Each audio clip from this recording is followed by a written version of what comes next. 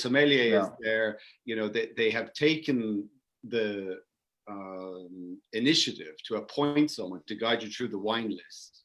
Therefore, the wine list that needs guiding. And so customers may or may not feel like they want the guidance of someone else, a sommelier, or they may even be, intimidated or not by such a long list. So when you receive a guest, a couple, or 4 people or 6 people, what is your role? What are you trying to do? What were you trying to do when people sit down, look at a wine list? And then also, just briefly, what should the customer feel like? What's the most important thing? Because their customer is king, and that's the most important thing. So just let us know that. Yeah, well, I think, it's a sommelier, you part of the restaurant, and the restaurant is a hospitality industry. So a job of sommelier is to make people feel comfortable. They're arriving. We know that, usually I worked in quite in restaurants. So people, they might come for a special occasion, for a birthday, for some people, they just come. You just go once to this kind of restaurant sometimes in a year.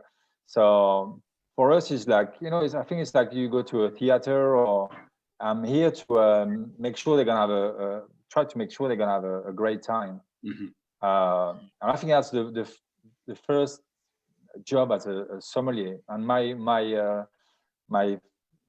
last job as sommelier, I was at the Orrery restaurant in London, and the director of the restaurant said that I was like the PR, because at the end of the day, people arrive, I greet them, I help them to sit at a table, and then you come with the big books, and then again you have to read what people they're here for. They, as you say, often they're intimidated. I think often they are worried that you're trying to oversell. And I think really for me what was key is that I make sure that I show them different wines. I try to understand what they're looking for, their budget in a nice way, to make sure that they feel comfortable. And once you know their budget, try to accommodate, it can be a old world style wine or new world, and make them discover something. But as you say also, I'm not there I can teach them something if they want to, but if they don't really, if they're there and the guy is with his date and he doesn't really want to listen to me, he's got other things to worry about. And so I should also know when I should back off, and know when they want more information. I think it's that fine line as sommelier that you should provide to the customers. Yeah, no, very good. No, go ahead, Frank.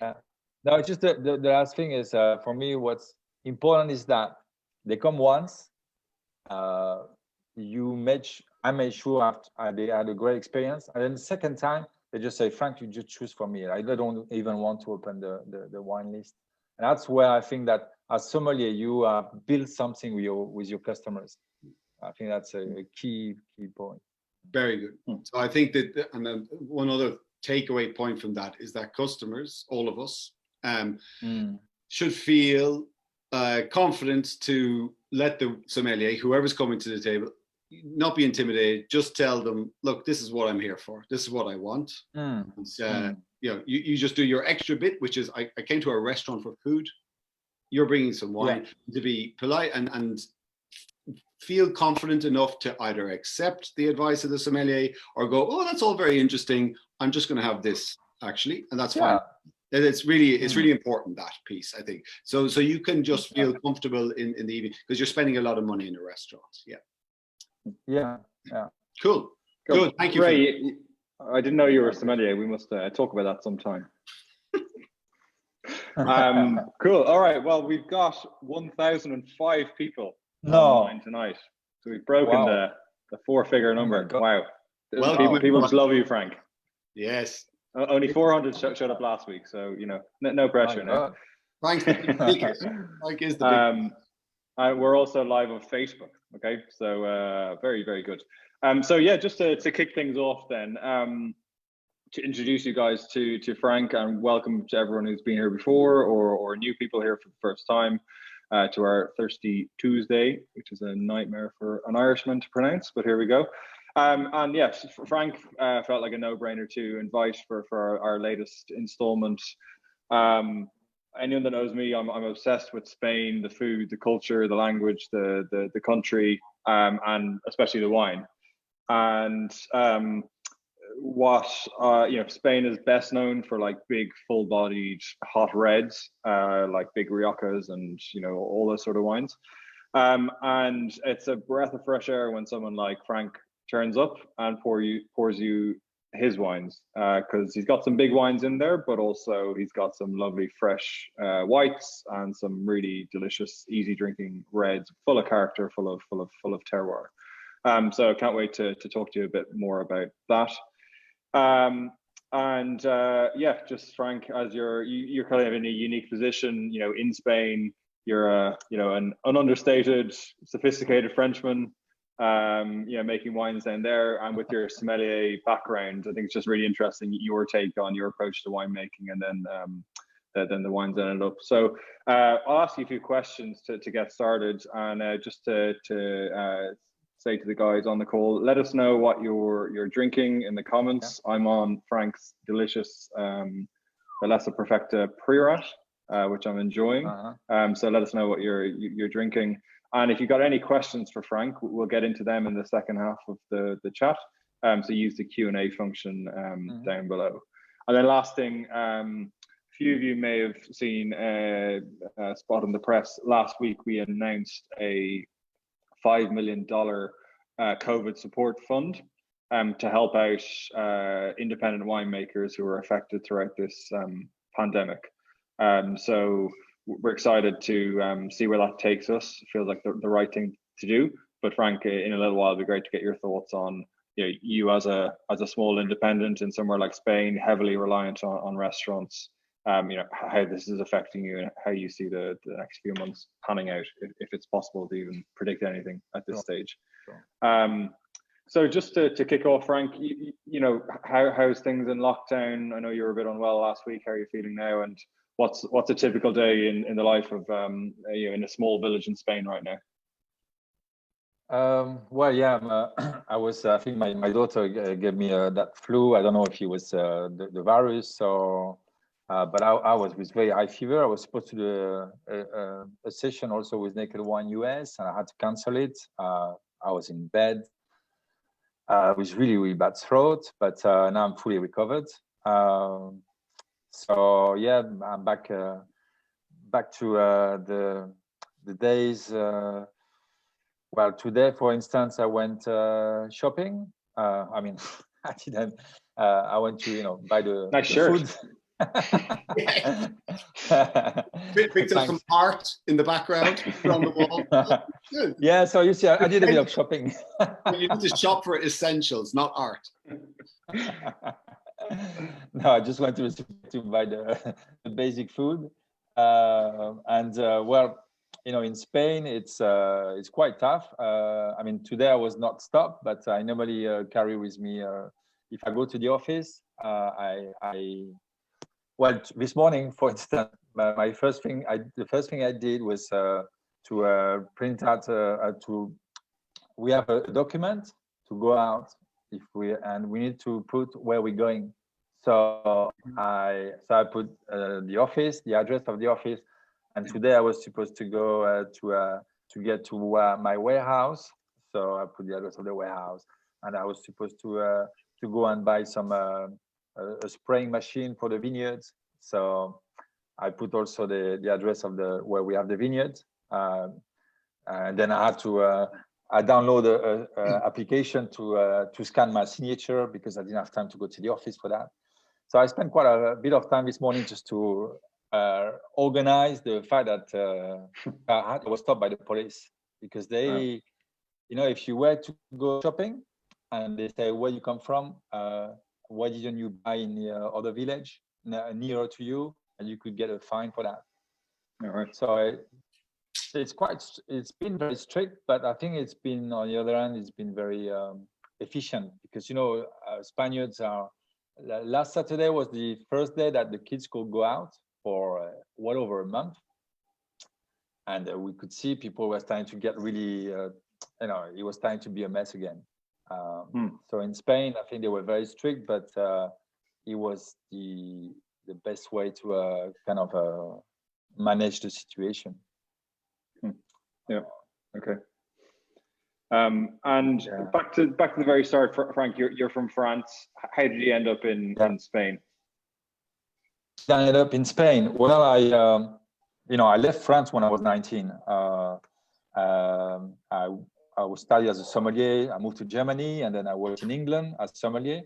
And back in 2000, so that's over 20 years ago now, I was offered a job for Torres. And I thought, the big Spanish winery, Torres, is that right? Like Sangre del Toro, and okay. Yeah.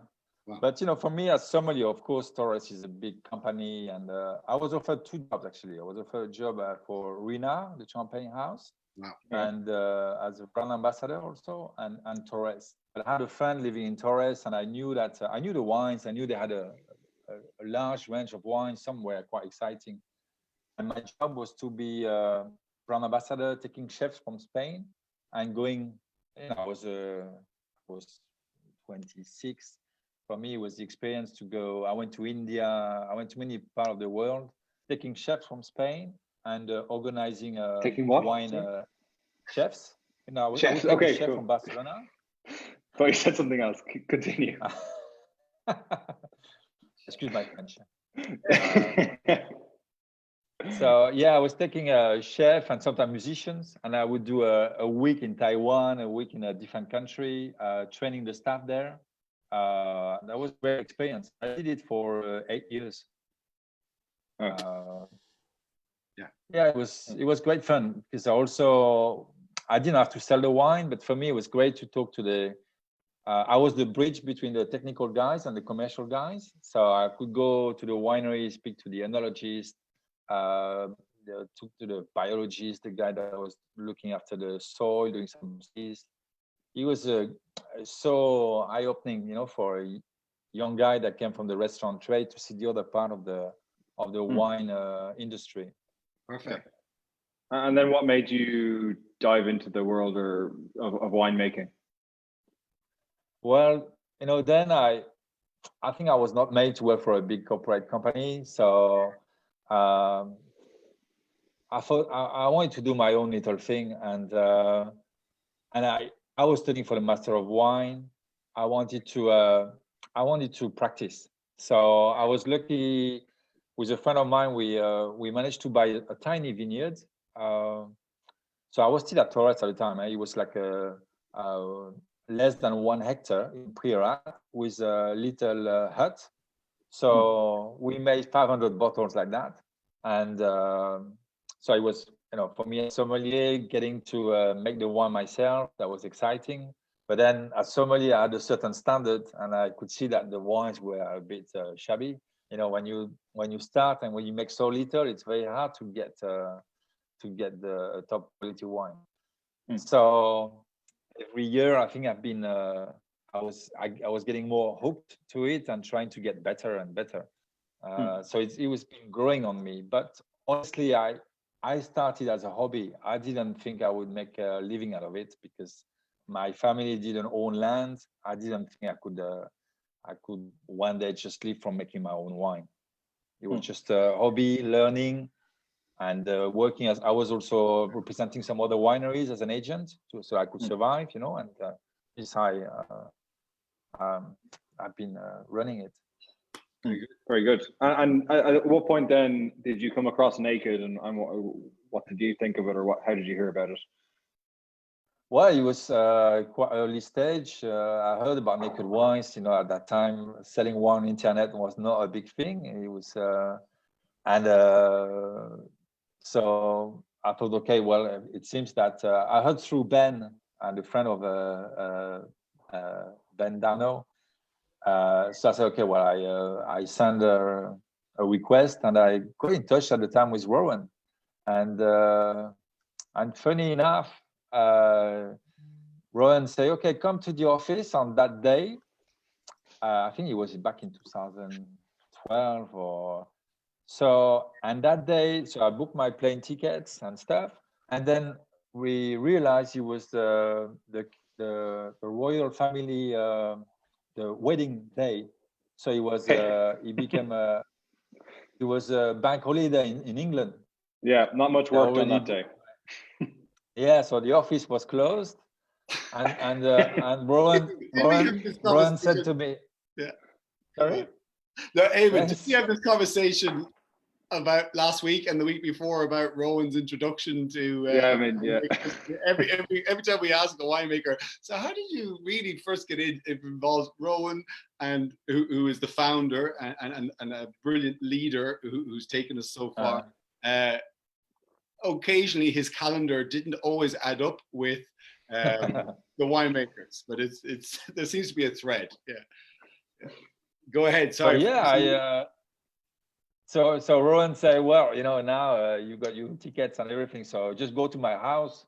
So I went onto the train, went to Norwich. His son picked me up. I went to his house. They were watching the wedding. We were on a terrace tasting the wines. Beautiful day. Rowan loved the wines. He said, then he said, obviously it's a special day, so I have to retaste the wine with the guys in the office. But that's my first experience with Naked Wines. Wow, that's amazing. And what were your early wines for Naked? And I think we're still doing some of them to this day. Yeah, Herbis. I think it was we started straight on with Herbis. I think Vigna Cucut I started in 2010, so it was also one of the first wines we did for sure. And quickly, probably the Bellezza Perfecta. Yep. Yeah. So onto the Bellezza Perfecta. That's a good shout. So this wine is from Prerut, which is near Barcelona. And to anyone who haven't either tried this wine or been to that area, could you describe Prerut to people and why it makes it so special? Well, Prerut is we start by Prerut, and Prerut is the heart of my project. It's so we start with something that I'm really very emotionally linked to Prerut. Can you hear me? Yeah. You're good. Keep going. Yeah. Okay. So the Prerut is about 1 hour and a half south of Barcelona drive.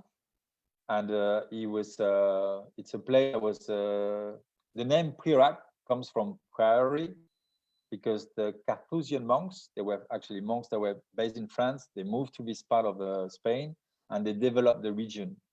And so it has it's got almost 1,000 years of history. The soil is what's special about Prerut. It's a metamorphic soil that is about 250 million years old. It's a very so it's slate soil. So when we speak about terroir,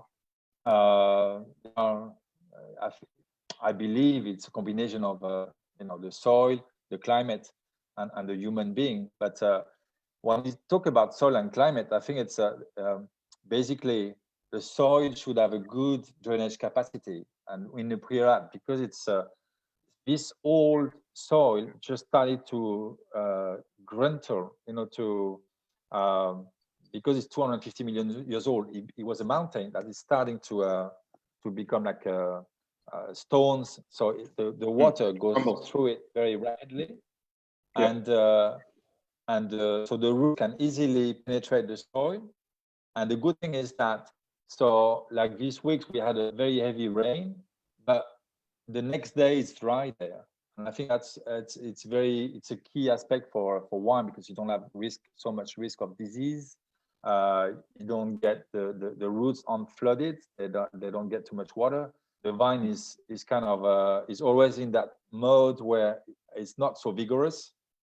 So we get small bunches, low yield, and high quality. And I think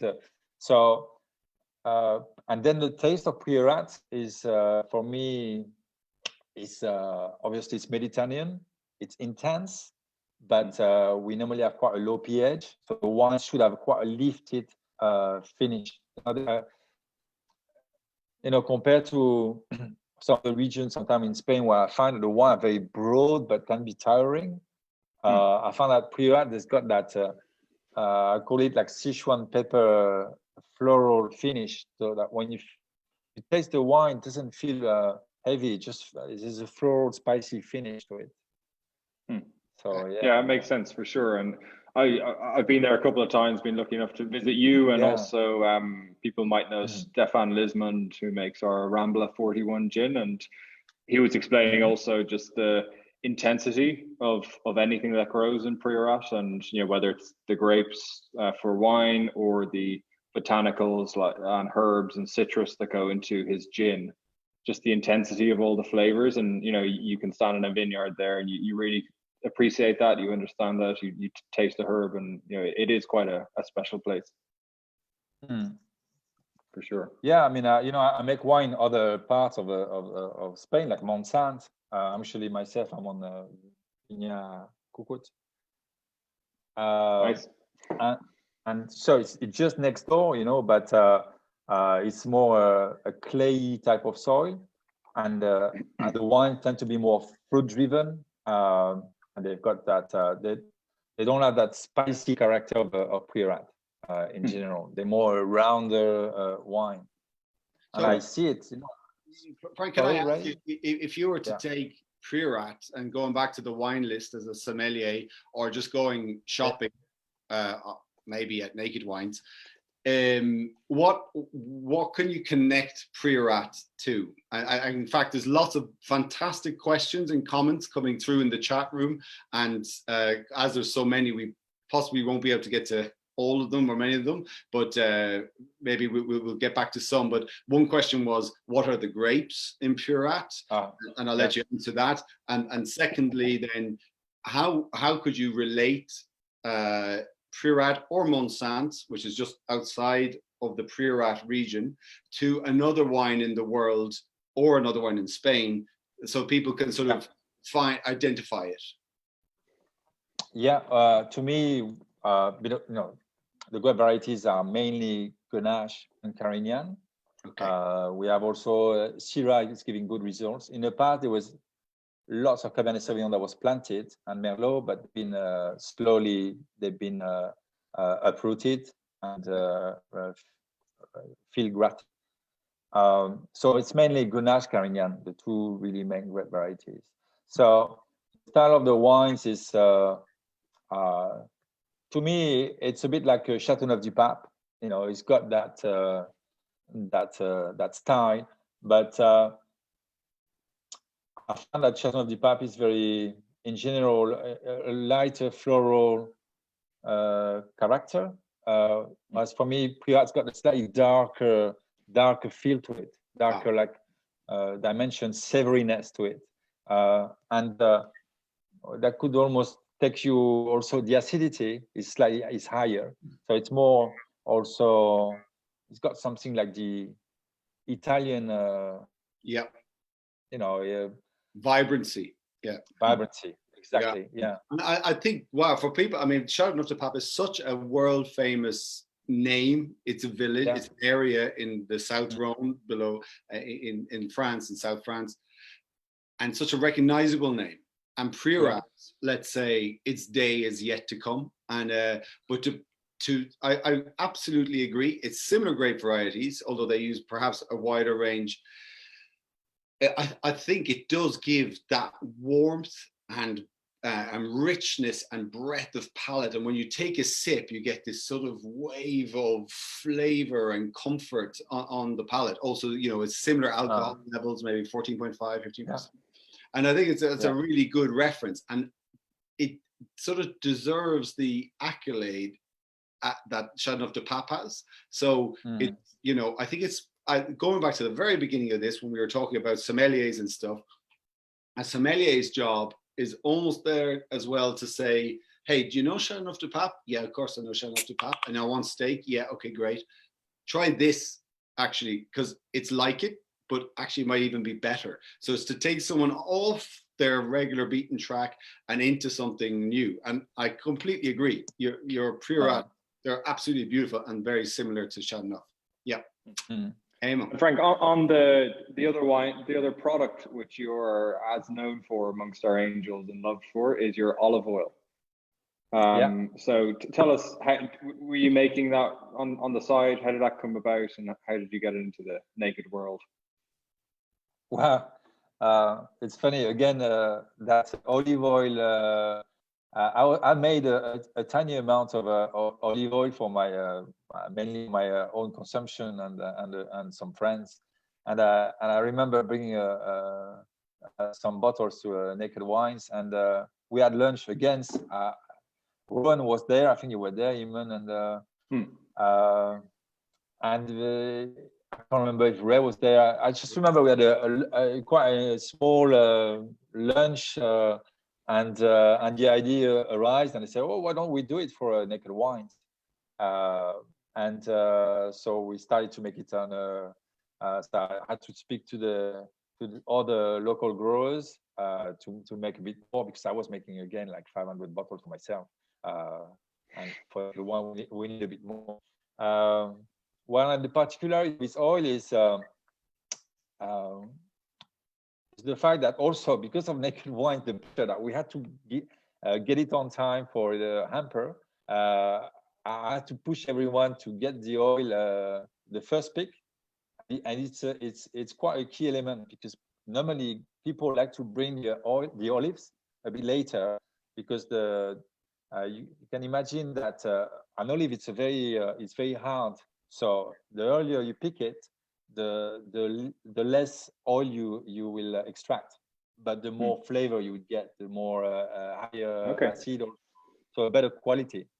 Whereas if you wait longer, it's a question of percentage of how much you can extract. And also the one I make is extra virgin olive oil, so it means that it's a cold extraction. So again, you will extract less because it's all physical. There's no chemical.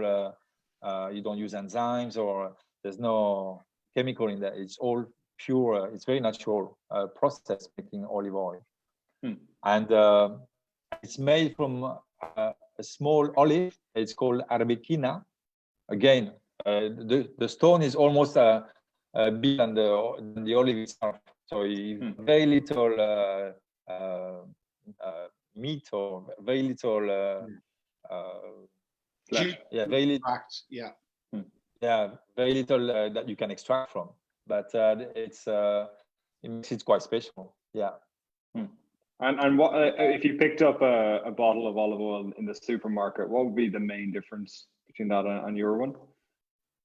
I think it's they often taste a little more oxidized. If you taste it, if you compare it, because it happened to me that I had run out of my own olive oil and I had to buy it from the supermarket, and well, there's some okay one, but in general, you have to think that olive oil can supermarket would buy different batches to get a better price, and if you get different batches, some of it is some oxidation to it.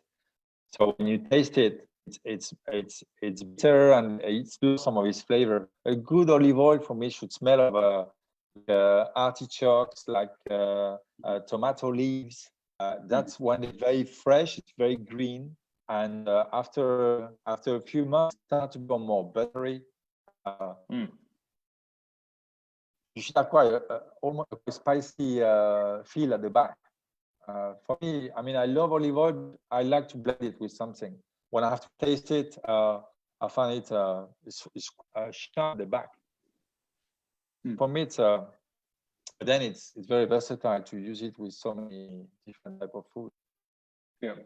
Okay. Very good. Yeah. So thank you, Frank, and I absolutely love it. I'm a huge fan myself. We'll pause there and we'll hand over to Ray for our weekly Ray's Empty slot, where we find out what Ray has been enjoying this week. Working very hard, of course. Great, and it's so good. There's so many comments coming through on the chat, and lots of love for your olive oil, Frank. Like I have it on poached eggs and a bit of rock salt Yeah. every Saturday at 11 o'clock. Nothing happens before or after until I've had that. So, but I am addicted. I put it on potatoes because I'm Irish. But it's I love your olive oil. Yeah. Okay, so let me just get some lights on here. Okay, so guys, what my job is, Wow.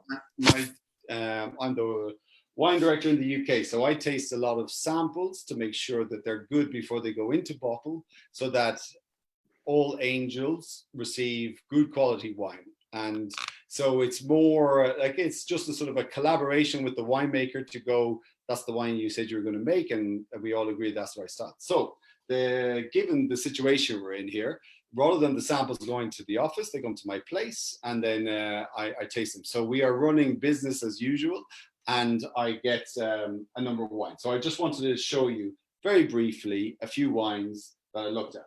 So Luca Hodgkinson, who was with us, was that last weekend? Last Tuesday, Eamon? It was, yeah, Luca.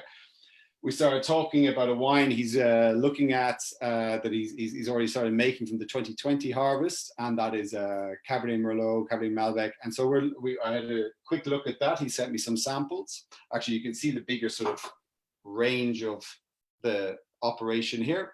This is a family home, and there's some wines that don't make the grade, but here's a wine most of you will know, Benjamin Darnaud, who you mentioned earlier, Frank.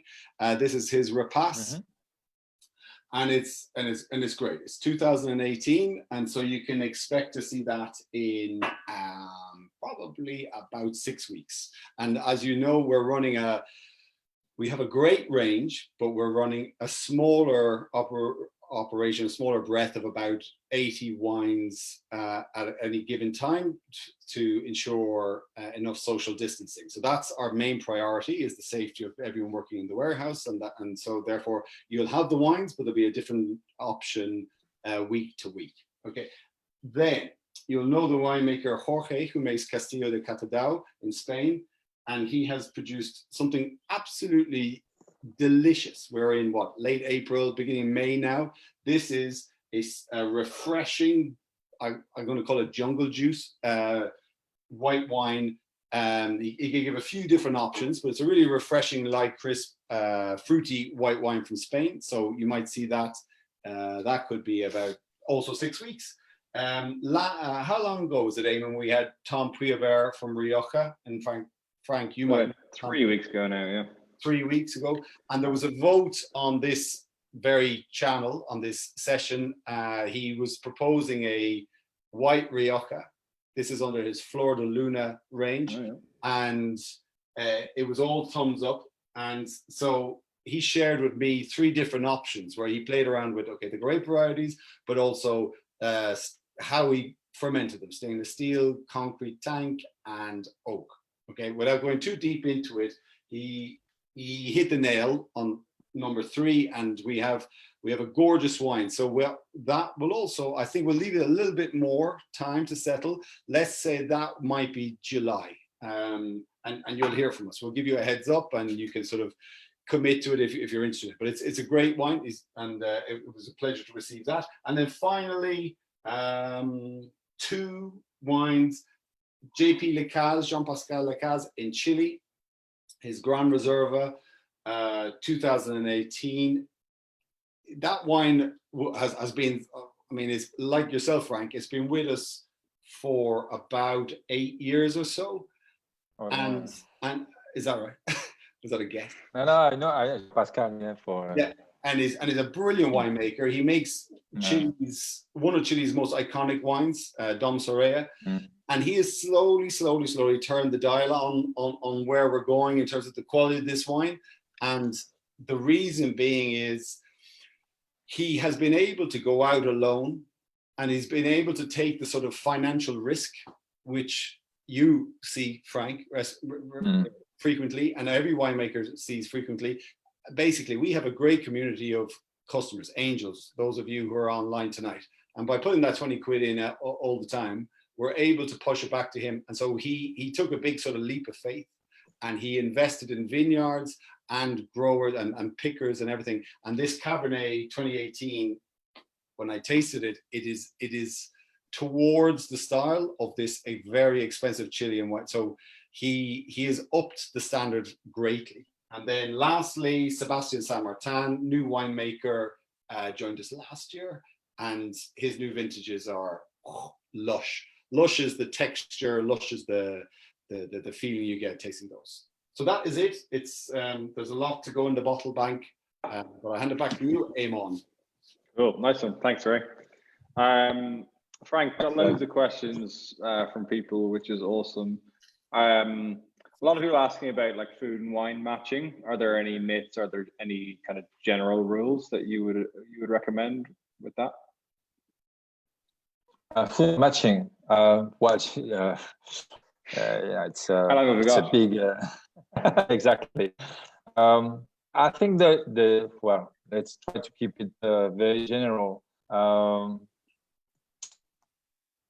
If you're having, let's say, well, I talk about my wine, for instance. Herbis, it's a dry, fruity wine. It's unoaked, so it's a very versatile wine. You can have it just when we talk about food and wine matching. Often we like at the moment we are cooking at home.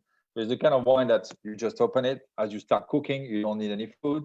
You're just having a sip, and then you can have it with your first course. It's a kind of wine that can go with even some snacks. You can have it with a salad. Whereas if you're having a Chardonnay, for instance, or oaked white, it tends to, if you have acid in a dish, so if you have a dressing, it tends to makes the wine bitter. So if you have an oaked wine, it's usually better to have it with like a grilled fish, but not something that is quite too acidic. No, I'm just talking very general. And red is again, if you've got something very a soft red based Gamay or some red varieties like Grenache that is not so high in tannin.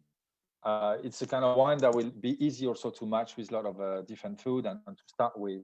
If you have wine that has in general quite high tannin level, like based on more on Cabernet Sauvignon or based on Cognac, based on Syrah, then you can go with food that are richer in proteins because the tannin will latch normally to your saliva, and if you've got food also that is rich in protein, the tannin also, the drying effect of tannin, some got a nice, almost refreshing effect also when you have it with food.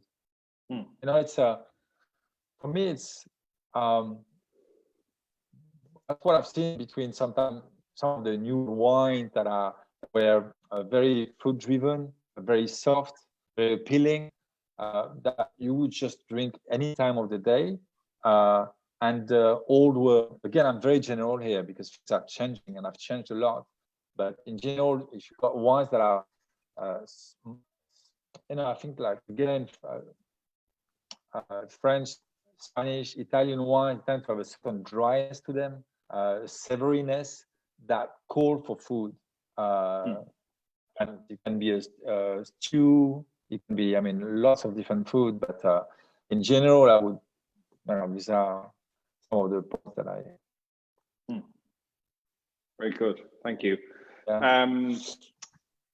Really good question here. So Ian Moss, at a top restaurant, they feel awkward about asking for like a £50 bottle. When like you're in an expensive restaurant, you feel like you should be spending more. How do you approach that price question with the sommelier? It's a really good question. Yeah, well, I think again, it's you come budget, and the sommelier is not there to a sommelier is not somebody that is a millionaire either. He's not. So we are in a same ground. You know, a person is there. He's got a £50 budget. To me, I live in Spain for 20 years now. £50 is quite a good budget for wine. So, you know, honestly, it's no.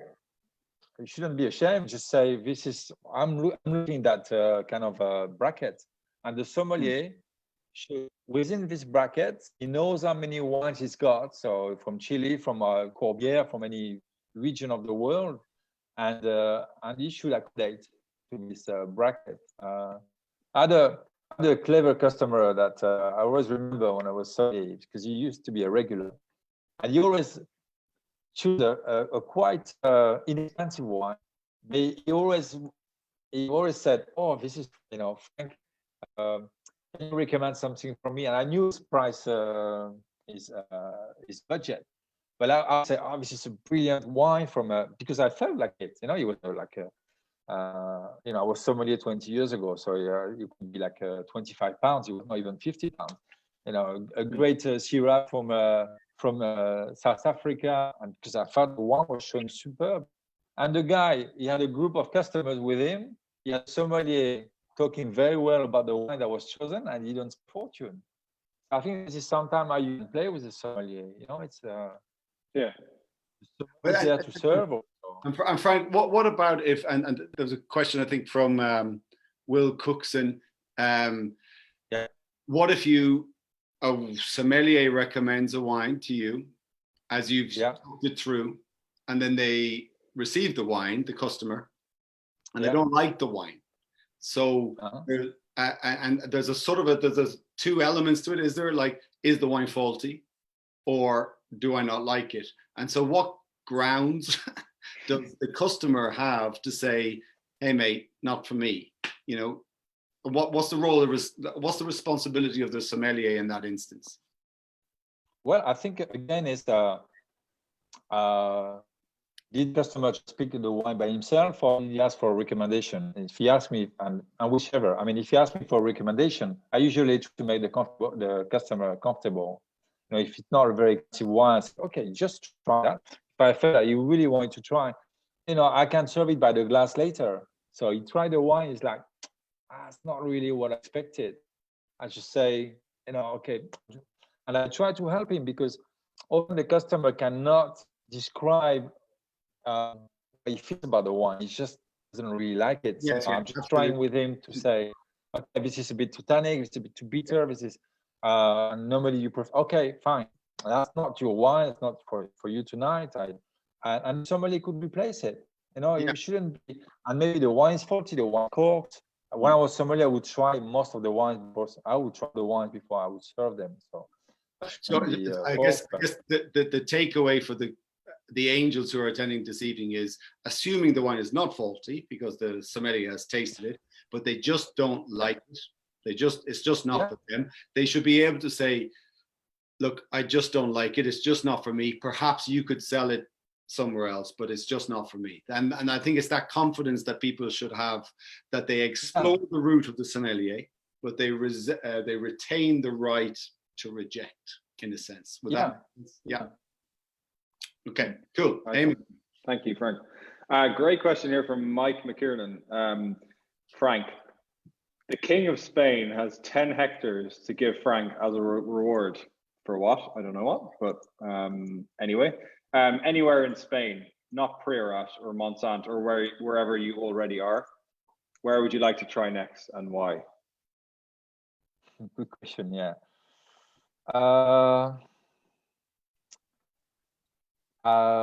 It could be Jerez, Andalusia, because that's a region that, as I'm growing a taste for Jerez, I think it's a wine that is very undervalued, and there are some really exciting wines. I just found that, but I don't know how to make a Jerez. I never made a kind of wine like that. So that's a sherry wine.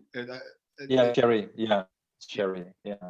To make make sherry could be quite. I said that it could be also Ribeira Sacra, where I make a bit of wine there, but I don't own land. And I found that I often said, if I was not in Prerut, I would be there, because it's the opposite side. It's more, it's the Atlantic Ocean. The wines they've got more Burgundian quality to them. They're very elegant. So that could be the other. That would be also another option. Frank, can you just repeat the name of that wine region and the latter one and where it is in Spain, so people have an idea geographically? Yeah, Ribeira Sacra, which is near the Portuguese border. So it's the region of Galicia. It's very it's not quite on the seaside, but it's a bit more inland. But it has the Atlantic Ocean influence. So it's, in Spain, you have to think that I live on a Mediterranean coast. So the other side, it's a much more. It rains twice as much. It's a very different climatic conditions, but very similar soil. And it's a region that was dying because it's also very steep slopes, very hard to work, and people started to understand that there you could wines that were very elegant. And Spain, as you know, Spain was about Rioja in the past and about big wineries. You have to understand that Spain also was led by after the phylloxera. It was only people had to get together. And the world of wine in Spain was mainly co-ops because co-ops could not make and live from making their own wine. They were all co-ops. And when I arrived 20 years ago, I've seen a change of lots of small winemakers making their own little project. And so it's amazing because Spain, Spain was in a dictatorship until 1975. So compared as a Frenchman, I see the mentality is different, and Spain is still has changed, developed so much over the years. I've got a few people here, Frank, asking, can you eat fish and drink red wine? I do that every day. No, but yeah, of course, I think it's again, Ribeira Sacra, a light red, very refreshing. Right. There's lots of reds that could be with fish, and there's often you have to think of the sauce that you use. Even if you have monkfish wrapped in bacon, but that meaty character of the bacon, you're still eating fish, and that works very well with some reds. Yeah, I think fish is delicate, so you should be looking for a red that is quite delicate. And also, I guess there is the accompaniment, like putting bacon in it changes the profile. Adding the sauce changes the profile, but then there is the cooking style. Do you steam it, poach it? Do you fry it, and then do you grill it? And the grilling adds that sort of deeper flavors to the coat of it. And you sort of go up a little bit from Pinot Noir, Grenache, and Shiraz is a push, but you get into this sort of Merlot area. I think so. There's a number of factors that can change fish. If you like fish and you like red wine, do it, and just do it in different styles, I guess. And Frank, a few people liking the sound of the fund we've announced. As a small winemaker, how do you look at the next few months business-wise, and how have you been affected so far, and how could this fund help someone like you in your position?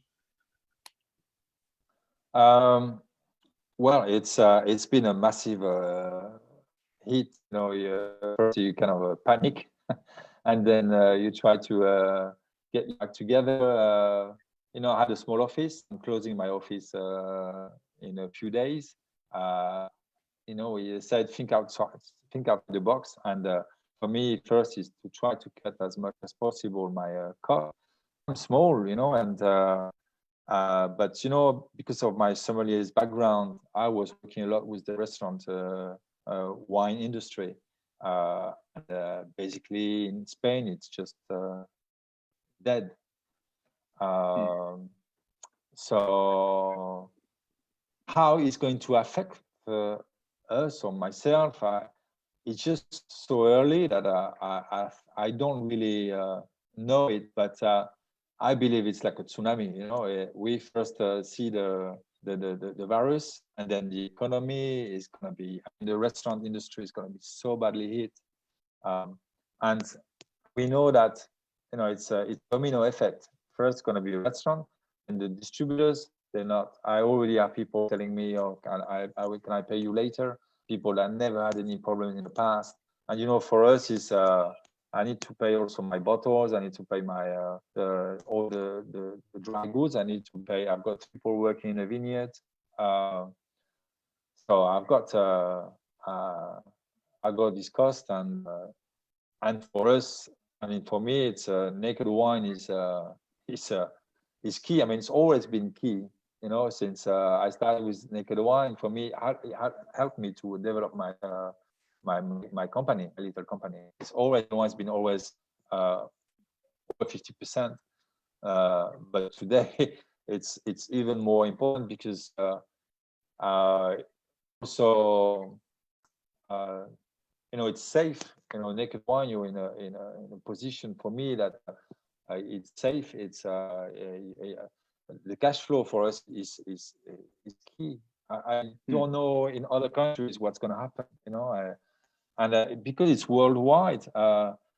I'm small, but I've been selling wines because I've been traveling a lot. My wife is from Taiwan, so I've been selling wine in Asia. But every country is at it. You know, I just had an email from my importer in Singapore. It's very solid, and he said Malaysia it's finished, and Singapore is very strong. You know, it's a very strong market. Singapore is very, very, very complicated now. Yeah, so yeah, we need to reinvent ourselves, and I think, you know, it's, you know, as we were talking, is Ray talking about the sommelier jobs. There are some good things about this virus. I mean, we're having a chat. You know, you're great guys. I know you for many years. You've been helping me. You've been trying to help all the time, listening. We're having a conversation with thousands of people. I mean, and as a sommelier, one of the reasons why I thought that sommelier was a trampoline for me, because at the end of the day, I was only speaking to a very small amount of people every day.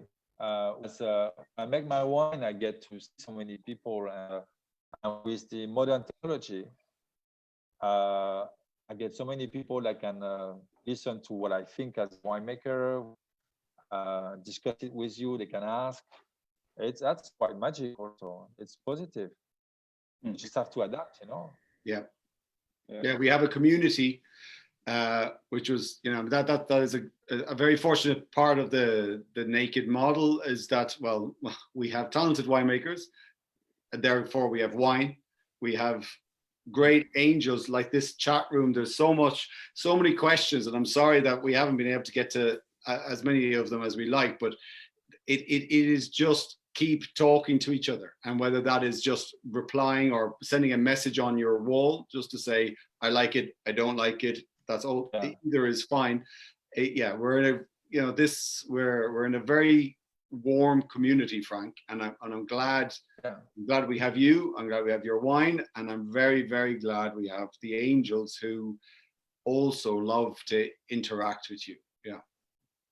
Yeah, we've got lots of comments here, Franck, who of lots of people saying keep the spirits up, and we're here to support you, and we'll happily keep drinking, and I certainly will too. Yeah, same. Feels like we're doing the easy bit. Yeah, exactly. That's true. It's quite unique, you know, and sometimes you just say it in a, you know, we put it in writing. I'm often amazed by some of the wine descriptions of some of the angels that are just amazing. Sometimes I ask them if I could post it, because I just found I couldn't write better about my wine. So the amount of knowledge, and I think more and more, you know, everything has to be so transparent, because people have access, they can come to see us. Everything has to be very transparent, and it's and the fact that we're talking, it's also, I think it's different to just writing a post. It's also it's different to sending a video. It's something, you know, it's direct. It's I think it's.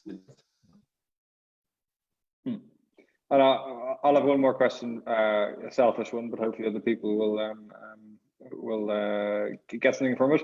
I've become the master of the midday lunch. Now I'm home every day. I've got a bottle of your olive oil in the larder, constantly topped up.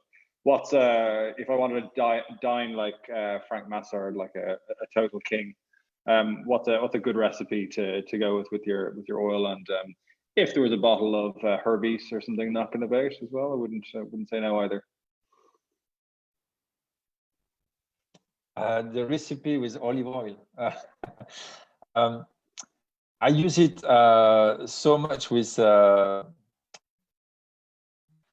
To me, it's kind of I use it a lot for dressing. I use it when I'm cooking. What I've seen sometimes is people telling me, and it's true that on a tasting with naked wines, oh, I love your olive oil. I just have a few drops and I kept it for like 2 years. I said, no, just use it, consume it. Put it over. I mean, it's healthy, but you shouldn't keep it for just within a year. You should have finished your small bottle of olive oil. It's healthy.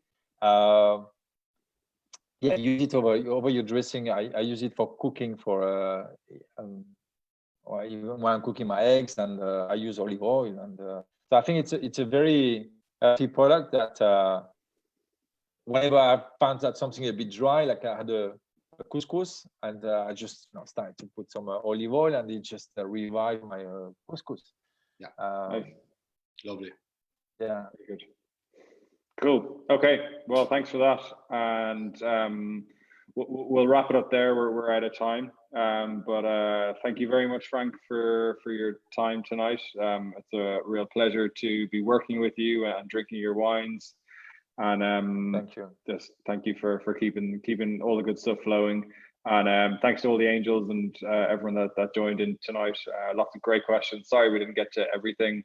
A lot of people wondering where we can get this fabulous olive oil and Prerut. So we'll definitely follow up and make sure we'll let you know how you can order that if you like what you hear as well tonight. So thank you, Ray. Thanks, Franck, and good night to everyone.